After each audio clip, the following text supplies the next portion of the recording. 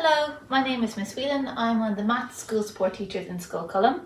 This video is going to go through the vocabulary that we use for operations in school. So that would be addition, subtraction, multiplication and division.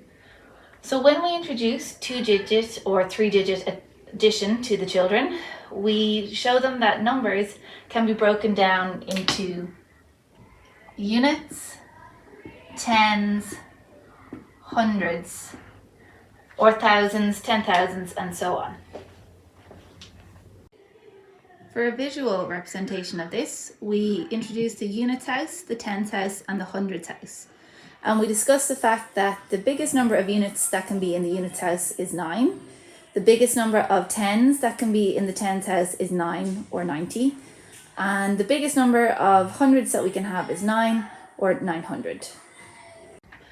So when we introduce the children to 2-digit addition, we use the template of the units house and the tens house.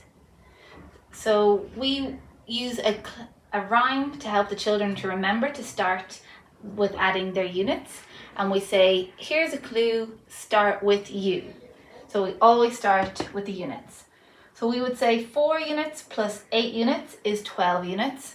And we would discuss the fact that we can't write 12 like that, because we can't have 12 units in the units house. The biggest number of units we can have in the units house is 9. So we would talk about exchanging, and we would talk about exchanging 10 units for 1 10. But essentially, what happens is, in the number 12, there are 2 units and 1 10. But that 10 cannot stay in the units house. It can come over to the tens house.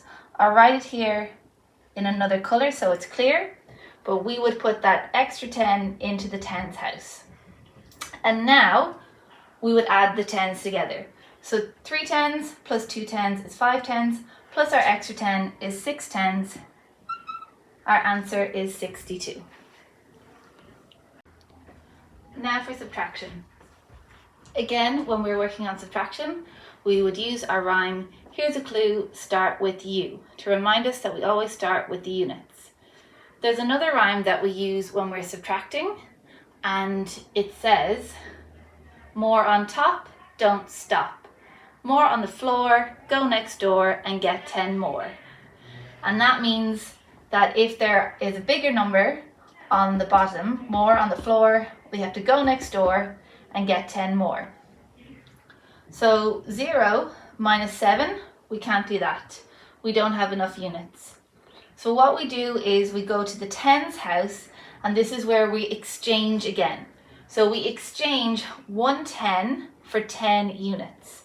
So we're going to take one of the tens, and there will only be 3 left, and we're going to exchange one of those tens for 10 units. So I'm going to add it in a different color so it's clear. And now we know that there are 10 units in here. So we have enough now to finish our subtraction problem, because there's more on top, so we don't need to stop. 10 minus 7 is 3. 3 minus 2 is 1. And our answer is 13. Let's try a harder subtraction. Here's a clue, start with U. There is more on the floor, so we have to go next door and get 10 more. But there are 0 tens in the tens house.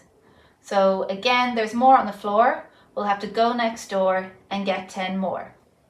So what we do is we exchange one of our hundreds for 10 tens. So if we take one of the hundreds, there will only be 6 left. And we exchange them for 10 tens. And now we have 10 tens in our tens house.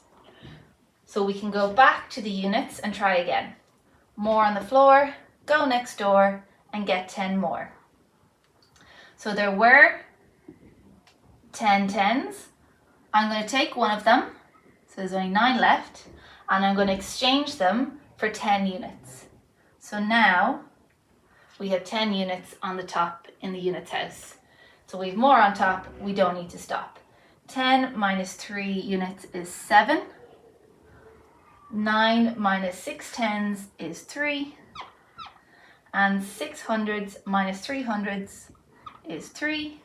So the answer is 337.